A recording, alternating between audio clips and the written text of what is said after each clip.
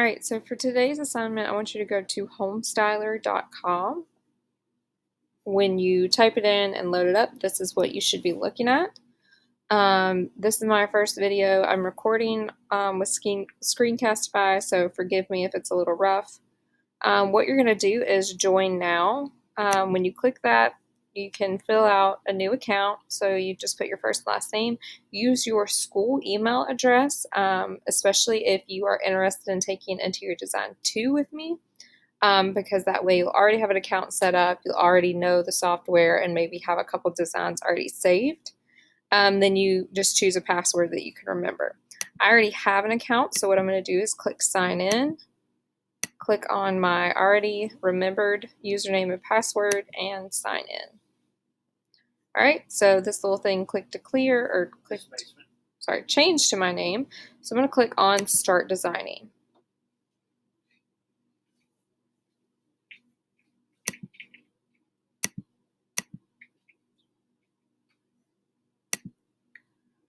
Okay, so it'll pop up a new tab and it will open up to where you see this. So you have demo projects, design templates, and my designs.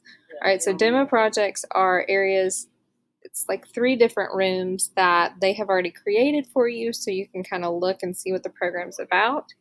You also have design templates that you can kind of get the idea of a floor plan and like decorate based on what they've already chosen, or create your own. As you can see, I have quite a couple down here that I've done throughout the years with different school projects and just playing around. So I'm going to actually we're going to start with our new design. So you can see here, it's just your little person right here.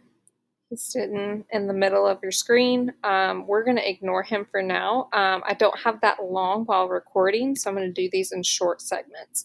So the very first thing that you want to do when you create a new design is always make sure this right up here says public, because whatever you're going to submit to me has to be public, because if it's marked private, I'm not going to be able to view it, therefore I cannot grade it for you. So always make sure it's on public, and then you'll come up with your own design name. So I'm going to put this, let's see, this is Spring 2020. Just that way it's easy for me to remember. And then I can click out of it and it just changes it.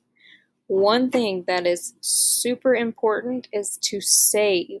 Don't do all of these designs and build an entire house and then at the very end save for the first time. 1, it may crash and fail, and so you could lose everything. And 2, the more that you do, the longer it takes to save. So your computer can try to save for 30 minutes trying to save this elaborate design. And again, it may crash and not be able to save, or you may just be sitting there forever waiting for this thing to process. So save frequently as you're working along. Next, you'll see you have your undo and redo buttons. So if you make a mistake or want to put something back where it was, these are important buttons to use. Then you have edit, tools, import plan, create room, all this kind of stuff that we'll go over. One of the first things that you want to do is just get your base down. So I always draw room. This is the one I click on because it will create a box or a square. I click once, let it go, and then just scroll over.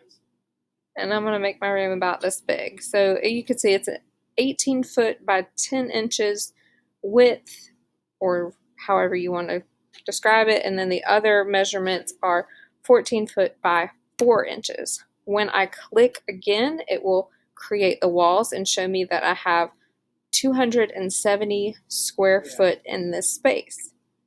All right, so the important thing to remember here is once you're done with something, you want to hit the escape button on your computer.